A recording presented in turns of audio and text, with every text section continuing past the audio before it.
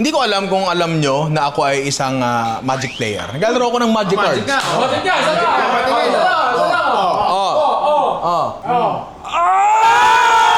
Tapos, meron bago nilabas sa product sila ngayon, pare. SpongeBob na Secret Lair, pare.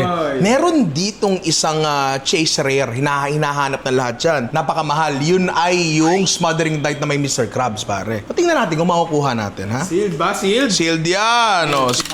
Thank you for being a part of Secret Lair. So, nasan yun? Nandito yun. Nasa likod. Yung pinakalikod. Oo.